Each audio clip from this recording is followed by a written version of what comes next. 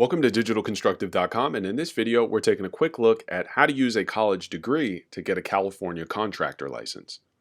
Now in California there are 5 contractor license types: A, General Engineering; B, General Building; the B2, Residential Remodeling; the C, Specialty umbrella of classifications; and the D, Specialty umbrella of classifications, also known as the C61 Limited Specialty.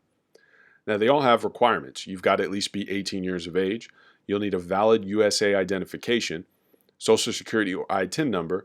You can't currently be on probation or parole, and you'll need at least 4 years of journeyman level experience. Now, a journeyman is a fully qualified individual. This is not a student or trainee, and they know how to perform all duties associated with their trade. They've worked unsupervised, and they may even have supervisory level experience themselves. Now, in some cases, they may even hold a journeyman certification.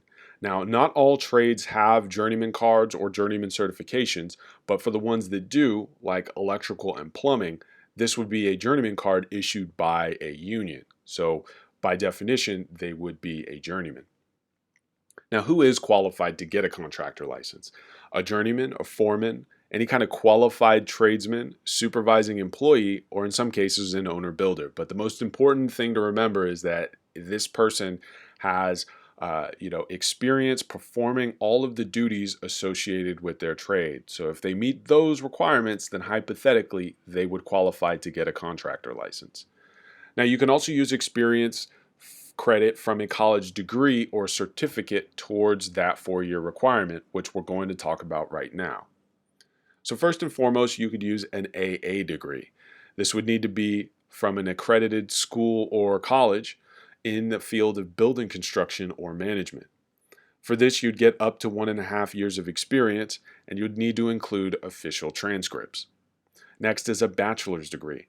This would again need to be from an accredited college or university in the field of accounting, architecture, business, economics, mathematics, physics, or an area related to a specific trade or craft.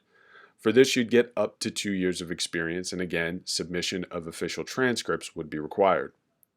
Next is an apprenticeship. This would need to be from an accredited apprenticeship program. You'd need to include a certificate of completion or certified statement of completion from a union, and for this, you'd get up to 3 years of experience. Next, you could get credit from a technical degree. This would need to be in the field of construction technology or management, or any field of engineering. If you're going for the C27 license, any field of horticulture, landscape horticulture, or landscape architecture, or any field of interior design if you're going for the C33 painting and decorating license. And as always, official transcripts would be required. Now, it's important to remember that the CSLB decides all. It's going to be 100% up to the State Board of California how much time and credit you get for your degree.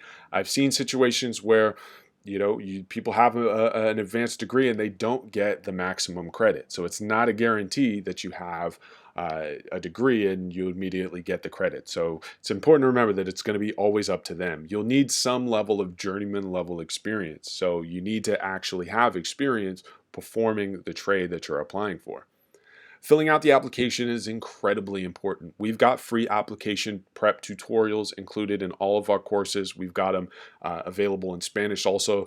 They break down each section of the application and how to fill out the application correctly so you don't waste time with getting an application rejected or delayed or anything like that.